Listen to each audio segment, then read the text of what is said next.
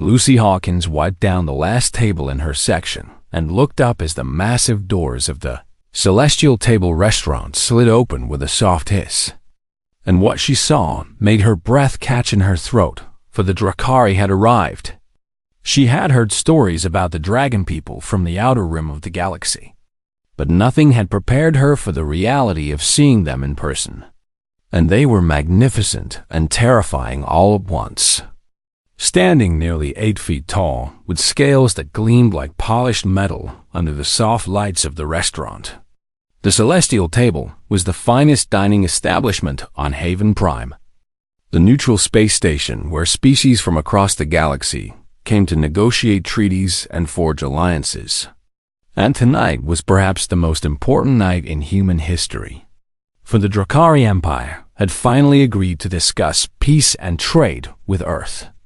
Lucy counted 12 Drakari entering the restaurant, their heavy footsteps echoing against the marble floor. And at the front walked the largest of them all, a massive figure with scales of deep black and crimson, whose very presence seemed to demand that everyone bow before him. That had to be King Zorath the Undying, she realized, the ruler who had conquered 100 worlds and whose roar could supposedly shatter stone. Her manager rushed past her and whispered urgently that she had been assigned to serve the royal table tonight, and Lucy felt her heart pound with nervous excitement as she nodded and straightened her uniform. The Drakari delegation settled into the private alcove reserved for the most important guests, and human diplomats in formal attire joined them moments later, their faces tight with barely concealed anxiety. For everyone knew how much was riding on this dinner.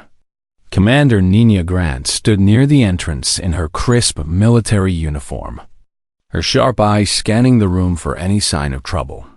And Lucy had spoken with her earlier in the evening, finding the commander to be kind despite her stern appearance. Lucy picked up her notepad and walked toward the royal table with measured steps, keeping her breathing steady even as her legs trembled slightly beneath her. As she approached, she began to take in the details of the gathered Drakari, noticing the elaborate golden armor they wore and the jeweled weapons hanging at their sides. And she noticed something else too, something that made her slow her pace and look more carefully.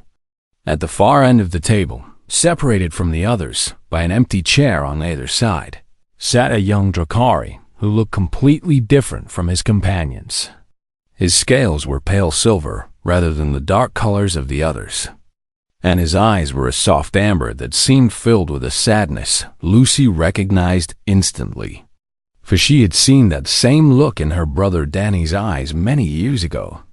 The young Drakari sat with his shoulders hunched and his gaze fixed on a table in front of him, and not a single person at the table acknowledged his existence.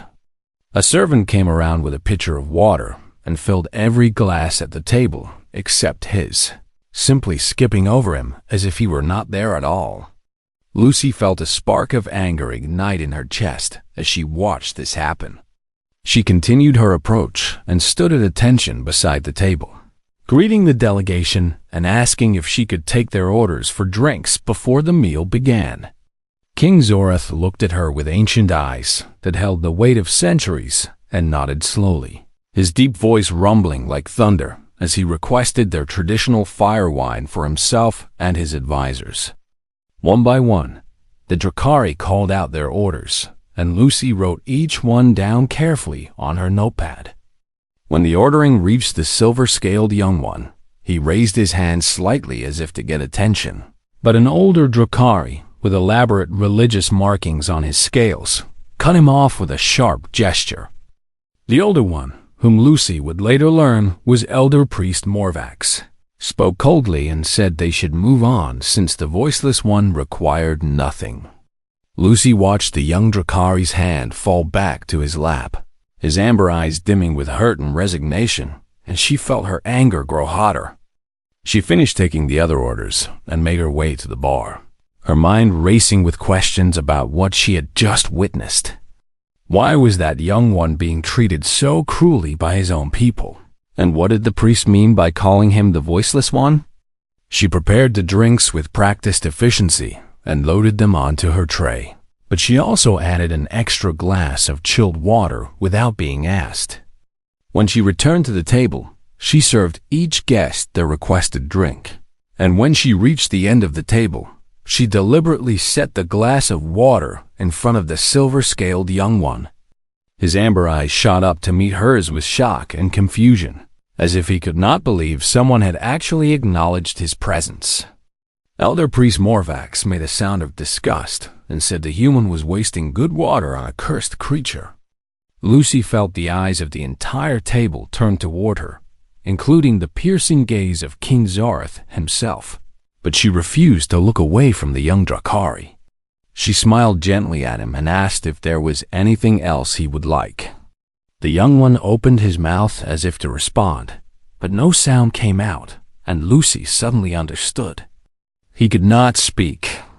Among a species that clearly valued voice and sound above all else, this young Drakari had been born without the ability to make a single noise, and his people had decided that made him worthless. The young one reached for a small tablet at his side and typed something quickly, then turned the screen toward Lucy, and she read the words that appeared there. "Thank you for seeing me." Those 5 simple words hit Lucy like a punch to the heart. She glanced across the table and saw King Zoreth watching this interaction with an expression she could not quite read, something that looked almost like grief hidden beneath his stern features. That was when Lucy realized the truth. For this young Drakari was not just any member of the delegation, but was likely the king's own son, a prince who had been cast aside by his own culture because he could not roar like his father. Lucy nodded at the young prince and told him that she saw him and that she would make sure he was not ignored at her table tonight. She did not know if he could read lips or understand her words, but she hoped her tone conveyed her meaning. As she walked away to check on the kitchen, Lucy's mind was already working on a plan. For she had not learned sign language all those years ago just to watch another silent soul suffer in loneliness. And tonight she would find a way to give this prince something his own people had denied him. Tonight she would give him a voice. The first course arrived from the kitchen, and Lucy carefully arranged the plates on her serving tray, making sure to include an extra portion that she had quietly requested from the chef. She carried the tray back to the royal table where the Drakari diplomats were engaged in formal conversation with the human representatives, discussing trade routes and resource sharing in voices that rumbled like distant storms. Lucy moved around the table with practiced grace, setting plates before each guest, and she noticed that the servants from the Drakari side were deliberately avoiding the corner where the young prince sat alone. When she reached Prince Virak, she set his plate down first before serving the others nearby, and several Drakari turned to stare at her with expressions of shock and disapproval. Elder Priest Morvax slammed his clawed hand on the table and demanded to know why a lowly human servant would dare serve the voiceless one before warriors who had earned their place through battle and honor. Lucy met his gaze without flinching and replied calmly that in her culture it was customary to serve guests in order of their seating, starting from the end of the table and working inward. It was a small lie, but Morvax had no way of knowing that, and he settled back into his seat with a grunt of annoyance. Lucy turned to Prince Virak and found him staring up at her with those amber eyes that seemed to hold 1,000 unspoken words. She glanced down at his hands, at his clawed fingers that rested uselessly on the table, and she made a decision that would change everything. Lucy raised her own hands where only the prince could see them clearly, and she formed a simple sign that her brother had taught her many years ago. She touched her chin and moved her hand outward in the gesture that meant hello in American Sign Language. Prince Virak's eyes went wide, and his mouth opened in silent surprise as he watched her hands. Lucy signed again, slower this time, asking him if he was hungry. The prince looked down at his own hands as if seeing them for the first time, and then he looked back at Lucy with an expression of desperate hope. He did not understand the signs, but he understood that she was trying to communicate with him in a way that did not require sound, and that realization seemed to shake him to his core. Lucy smiled warmly and pointed to his hands, then to her own, and she signed the word for watch, followed by the word for copy.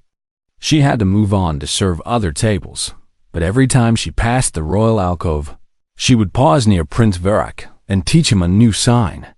First, she taught him yes and no, the simplest building blocks of any conversation.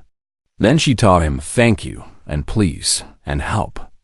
The prince struggled with the movements at first, his clawed fingers not designed for the delicate gestures of human sign language, but he refused to give up. Each time Lucy returned, she would find him practicing the signs she had shown him, his brow furrowed in concentration as he worked to master each one. The dinner continued around them, important discussions about the future of two civilizations happening just a few feet away. But in that corner of the table, a different kind of history was being made. During the second course, Lucy taught Prince Virak how to sign his own name letter by letter. During the third course, she taught him the signs for friend and happy and sad. By the time dessert arrived, the prince was stringing simple signs together, his movements becoming smoother and more confident with each attempt. Lucy noticed that his posture had changed completely over the course of the evening, for he no longer sat hunched and defeated, but instead held his head high with his shoulders back. King Zorath had noticed the change in his son as well, and Lucy caught the ancient ruler watching them several times throughout the meal with an expression she could not quite identify.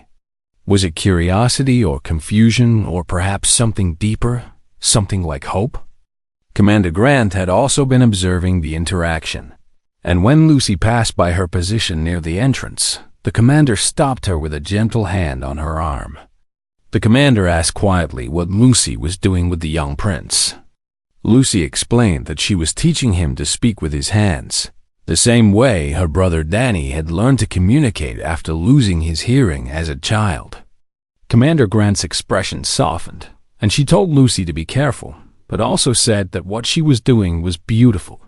Lucy returned to the royal table for the final service of the evening, and as she collected the empty dessert plates, Prince Virak reached out and gently touched her wrist. She turned to look at him, and what she saw made her heart swell with joy. The prince raised his hands and slowly, carefully formed his first complete signed sentence. "Thank you for seeing me." Those same words he had typed on his tablet hours ago, but now they came from his own hands, his own silent voice finally given form. Lucy felt tears prick at the corners of her eyes, but she smiled and signed back to him that he was very welcome and that she would teach him more tomorrow if he wanted to learn. Prince Virak nodded eagerly, his amber eyes bright with an emotion that looked like hope reborn. As the delegation began to rise and prepare to leave, Elder Priest Morvax swept past the prince without a glance, still treating him as if he did not exist. But Lucy saw something the priest did not see. She saw King Zorath pause at the entrance and look back at his son, watching as Virak practiced the signs he had learned, his clawed hands moving through the air with growing confidence. The king's ancient eyes held a flicker of something that might have been wonder. Lucy finished clearing the table and carried the last of the dishes to the kitchen, her mind racing with possibilities. She had only taught the prince a few basic signs tonight, but she had seen the hunger in his eyes, the desperate desire to communicate that had been locked inside him for his entire life. Tomorrow she would teach him more. Tomorrow she would help him build a vocabulary, a language of motion and gesture that required no voice and no sound. Tomorrow she would show him that silence did not have to mean loneliness. As she hung up her apron at the end of her shift, Lucy pulled out her phone and sent a message to her brother Danny back on Earth. She told him that she had met someone who reminded her of him, someone who had been told his whole life that he was less than others because he could not speak. And she told Danny that she was going to teach this person everything he had taught her. Danny's reply came quickly, just a single line that made Lucy smile. Show them that silence is just a different kind of music. Lucy walked back to her quarters on the station with a sense of purpose she had not felt in years. For she knew that what had started tonight was something much bigger than a few hand signals between a waitress and a prince. This was the beginning of a new voice for someone who had never been allowed to have one. The second day of the summit began with Lucy arriving at the celestial table 2 hours before her shift was scheduled to start. She had spent most of the night reviewing sign language videos and practicing phrases she wanted to teach Prince Virac, and her excitement made it impossible to sleep any longer. When the Drakari delegation arrived for the morning session, Lucy was already waiting near their reserved alcove with a warm smile on her face.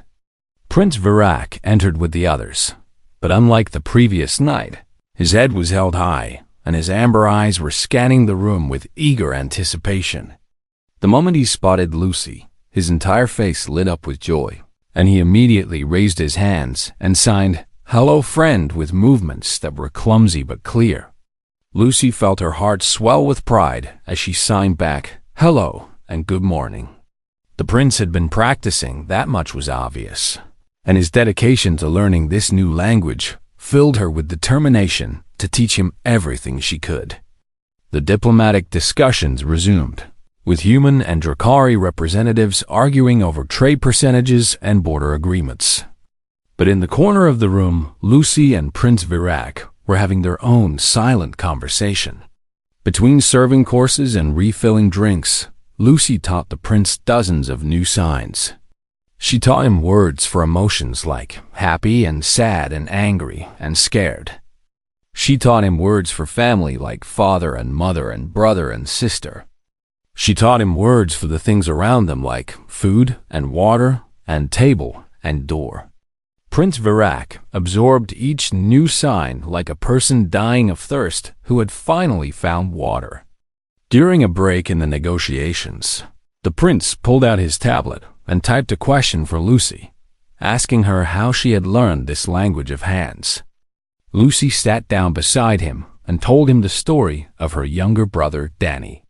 She explained that Danny had been a normal boy who could hear and speak like anyone else until he got very sick when he was 10 years old, and the illness took his hearing forever.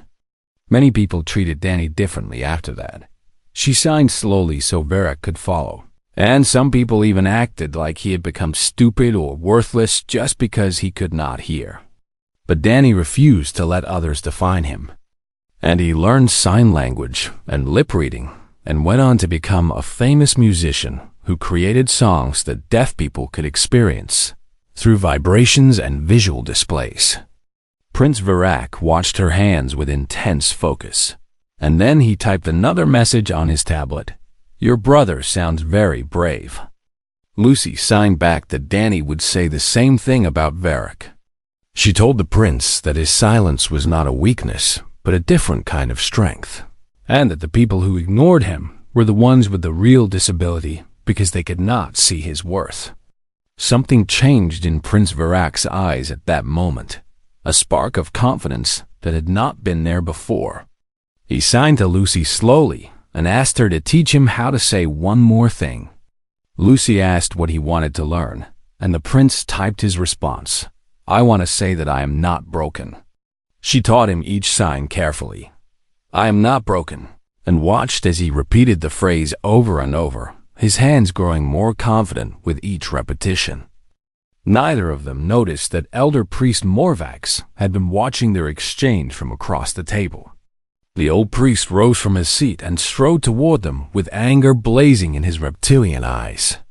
He stopped in front of Prince Virac and spoke in a voice loud enough for everyone in the room to hear, demanding to know what foolishness the cursed prince was doing with his hands. Virac's hands froze in mid-sign, and the confident light in his eyes began to dim. Morvax continued his attack, saying that the voiceless one was embarrassing the Empire by mimicking human hand-flapping like some trained animal. He declared that the prince should remember his place, which was silent and invisible, as the gods had clearly intended. Lucy felt rage boil up inside her chest, and before she could stop herself, she stepped between the priest and the prince. She looked up at the massive Drakari elder without fear and spoke in a clear voice that carried across the entire room. She told Morvax that Prince Varake had more to say than anyone at this table, and that the only reason no one had heard him was because people like Morvax refused to listen. She said that where she came from, they judged people by their character and their kindness and their wisdom, not by how loudly they could shout. The entire room went silent as every eye turned to witness a human waitress challenging one of the most powerful religious figures in the Drakari Empire. Morvax's scales flushed dark with fury, and he opened his mouth to deliver what was surely going to be a devastating response. But before he could speak, another voice cut through the tension like a blade. King Zorath the Undying rose from his throne at the head of the table, his massive form casting a shadow over everyone present.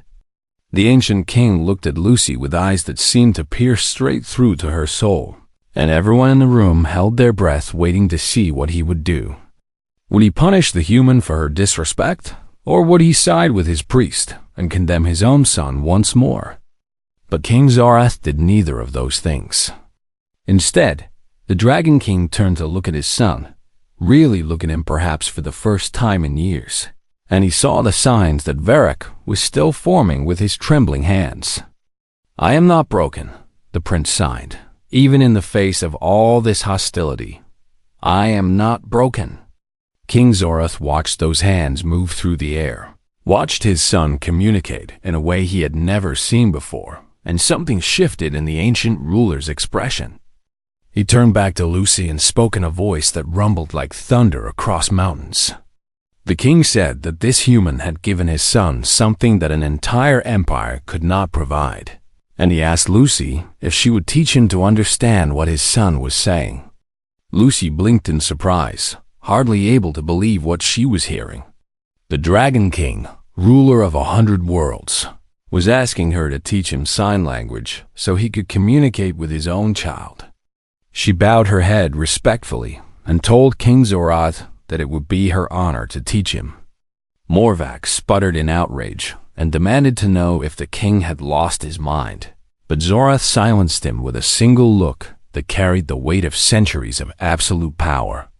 The king declared that anyone who had a problem with his decision was welcome to challenge him in the ancient way of combat, and unsurprisingly, no one accepted that invitation. As the tension slowly drained from the room and the diplomatic discussions resumed, Lucy caught Prince Varrac's eye. The prince raised his hands and signed 2 words that needed no translation. "Thank you." Lucy signed back, "You are welcome," and then added one more phrase that made the young prince smile for the first time since she had met him. "This is only the beginning." The private chamber on Haven Prime was simple compared to the grandeur of the celestial table, with plain walls and basic furniture designed for quiet conversation rather than diplomatic ceremony. Lucy sat across from King Zorath and Prince Varric, her hands moving slowly as she taught the ancient ruler the basics of sign language. It was strange to see such a powerful being struggle with simple hand gestures. But King Zorath approached the lessons with the same determination he must have used to conquer worlds. His clawed hands were even larger than his son's, and the delicate movements of sign language did not come naturally to him. But he refused to give up, practicing each sign over and over until he could form it correctly. Prince Variac watched his father with an expression of wonder, as if he could not believe this was really happening. After an hour of basic instruction, Lucy suggested that the king try having a simple conversation with his son. King Zorath turned to face Varric, and for a long moment, the two of them simply looked at each other. Then the king raised his massive hands and signed slowly, "I am sorry." Prince Varrac's amber eyes filled with tears that he quickly tried to blink away. The king continued signing, his movements becoming more confident as emotion drove him forward. "I failed you as a father, and I let our people treat you as nothing, and I was too weak to stop them." Lucy quietly translated the signs for accuracy, but she suspected the prince understood most of what his father was saying. Varric raised his own hands and signed back. "You are here now, and that is what matters, and I forgive you, father."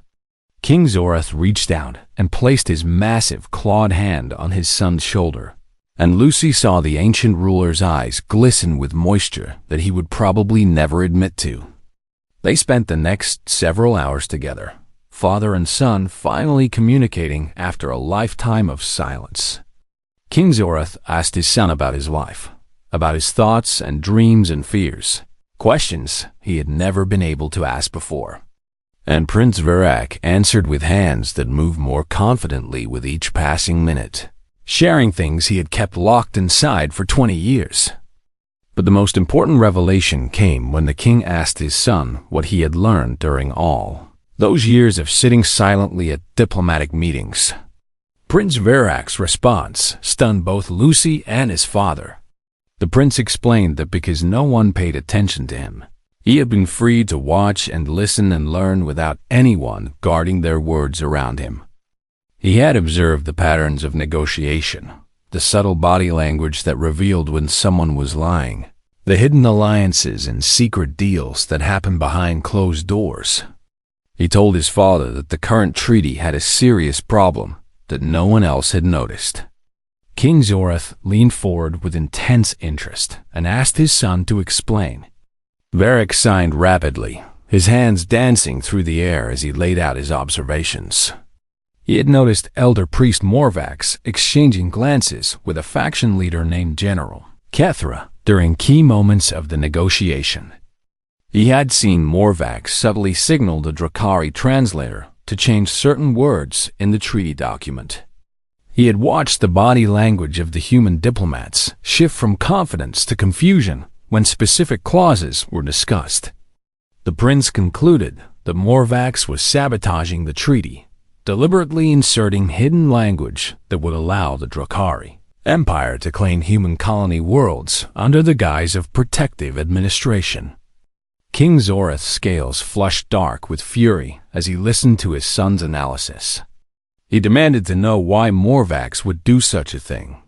Varric explained that Morvax believed humans were inferior beings who should be conquered rather than treated as equals, and he was working with military factions who wanted war instead of peace. The king rose to his full terrifying height and declared that they would expose this treachery immediately. The final negotiation session was scheduled to take place in 1 hour, and that was when the treaty was supposed to be signed. Lucy accompanied the king and prince to the main hall, where representatives from both species were gathering for the historic ceremony. Commander Grant stood near the entrance, and Lucy quickly pulled her aside to explain what Prince Varric had discovered. The commander's face went pale as she realized how close they had come to signing a treaty that would have eventually led to war. She told Lucy that they needed proof before they could make accusations against such a powerful figure. Lucy looked at Prince Varric, who nodded and signed that he knew exactly where to find the evidence. The prince led them to a side chamber where the treaty documents were kept, and using his years of invisible observation, he located a hidden compartment in Morvax's diplomatic case. Inside they found the original treaty language alongside Morvax's altered version, clear proof of the deception. Commander Grant took custody of the documents and signaled her security team. When the ceremony began, King Zorath allowed the proceedings to continue normally until the moment when Morvax stepped forward to present the treaty for signing. Then the Dragon King raised his hand and declared that there would be no signing today. Morvax sputtered with false concern and asked what was wrong. King Zorath gestured to his son, and Prince Varric stepped forward to face the assembly. The prince raised his hands and began to sign, and Lucy translated his words for all to hear.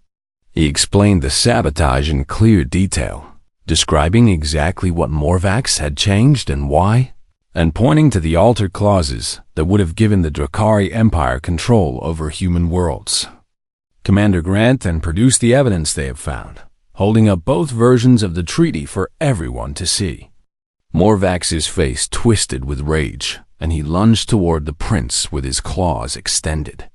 But King Zorath moved faster than anyone thought possible for a being so ancient, and he caught Morvax by the throat before the priest could reach his son. The king's voice shook the walls as he declared that Morvax was a traitor to the Empire and would face the ancient punishment for his crimes. Guards seized the struggling priest and dragged him away while the assembled diplomats watched in stunned silence. King Zorath then turned to face the human delegation and spoke words that would echo through history. He said that his son had just saved 2 civilizations from a war that would have destroyed millions of lives. He said that Prince Virak had found his voice, and it spoke louder and clearer than any roar. He declared that from this day forward, his son would serve as the official voice of the Drakari throne. Prince Virak stood tall before the assembly, his silver scales gleaming under the lights, and he signed a message that Lucy translated with tears of pride in her eyes. "Peace is not built on tricks," the prince said through his hands. "It is built on trust, and I promise to build that trust with every word my hands speak." The human diplomats rose to their feet and applauded, and slowly the Drakari joined them, recognizing at last the worth of the prince they had ignored for so long. The grand ceremony hall of Haven Prime had been transformed into a celebration of unity between 2 civilizations. Banners bearing both human and Drakari symbols hung from the high ceiling, and representatives from both species mingled together in a way that would have seemed impossible just days ago.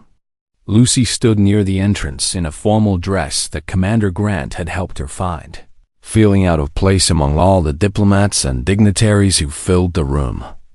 But every time she tried to slip away into the background, someone would stop her and thank her for what she had done. The corrected treaty had been signed that morning, establishing true partnership between Earth and the Drakari Empire with fair terms for both sides. Trade routes would be opened, knowledge would be shared, and military cooperation would help protect both civilizations from the threats that lurked in the dark corners of the galaxy. But the ceremony tonight was about more than just a treaty. King Zorath had summoned everyone to witness something special, and as the crowd settled into their seats, the ancient ruler rose from his throne and called Lucy forward.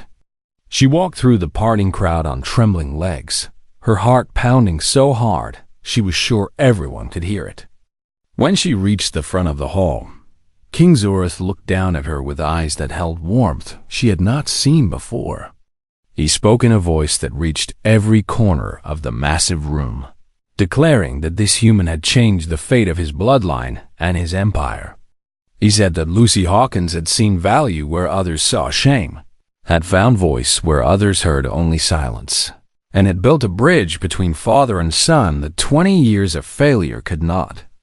The king reached into his ceremonial robe and withdrew a glittering medal that seemed to burn with inner fire. He explained that this was the flame of kinship, the highest honor the Drakari could bestow upon someone who was not born of their blood.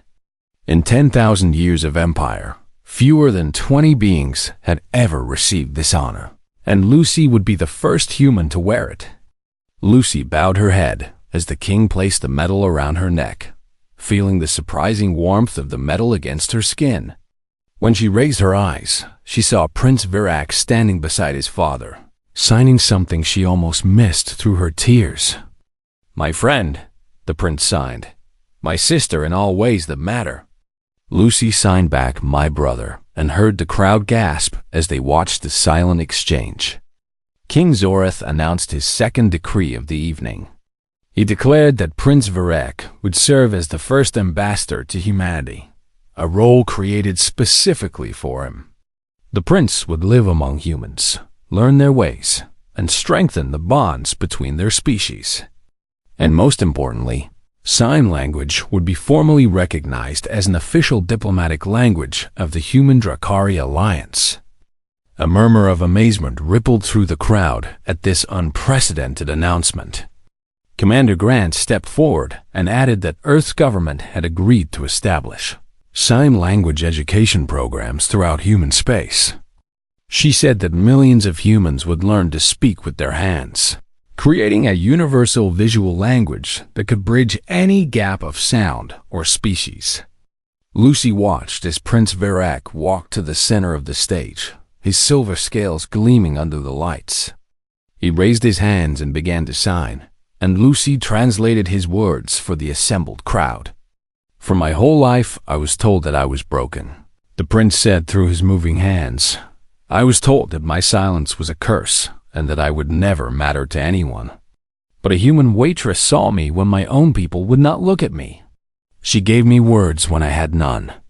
She taught me that silence is not emptiness, but simply a different kind of fullness. And she showed me that the loudest voice is not always the one that speaks the truth." The prince paused and looked directly at Lucy with amber eyes that shone with gratitude and love. "I promised to honor her gift by using my hands to build peace," he continued, "by speaking for those who have no voice and by making sure that no one ever feels invisible again." The applause that followed shook the walls of the ceremony hall. Lucy wiped tears from her cheeks and signed to the prince that she was proud of him. He signed back, "I learned from the best." The celebration continued late into the night, but eventually Lucy found a quiet moment on one of the observation decks, looking out at the stars. Prince Virak found her there and stood beside her in comfortable silence. After a while, he signed a question, asking what she would do now. Lucy smiled and told him that Commander Grant had offered her a position as a cultural liaison. She would travel between human and Drakari worlds, teaching sign language to anyone who wanted to learn. The prince's face lit up with joy, and he signed that they would see each other often then. Lucy nodded and told him she was counting on it. She pulled out her phone and showed him a message from her brother Danny, who had been watching the ceremony broadcast back on Earth. Danny had written, "You changed the whole galaxy, Lucy, and Mom and Dad would be so proud of you." Lucy typed a response, "I just treated someone like they mattered, and humans have always been good at that." 1 year later, Lucy sat in her small apartment on the human colony world of New Boston, watching a live broadcast from the Galactic Assembly. The screen showed Prince Virak standing before representatives of 12 different species, delivering a historic speech about cooperation and understanding. His hands moved with grace and confidence as he spoke in the visual language that had spread across the galaxy like wildfire. Beside each delegation sat an interpreter who translated his signs into their native tongue. Lucy watched with tears in her eyes as the prince she had met as a lonely, ignored outcast commanded the attention of the entire galaxy. Danny sat beside her on the couch, watching the same broadcast. He nudged her shoulder and signed, "You did good, sis." Lucy smiled and signed back, "We both did." The broadcast showed the new motto of the Human Drakari Alliance displayed on a banner behind the prince. The loudest voices are often the quietest hands. As Prince Virak finished his speech and the assembly erupted in applause, Lucy thought about the strange path that had led her here. She had been just a waitress who noticed a lonely soul and decided to do something about it. She had not set out to change the galaxy or make history. She had simply treated someone like they deserved to be seen. And maybe that was what made humans special in this vast universe. Not their technology or their military power or their political influence, but their stubborn refusal to let anyone feel invisible. Their belief that every voice matters, even the silent ones.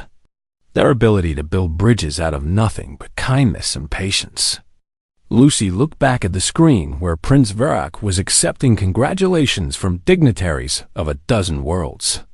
She raised her hands and signed the words he had taught her on that first night. "Thank you for letting me see you." And somewhere across the stars, she liked to think he felt it.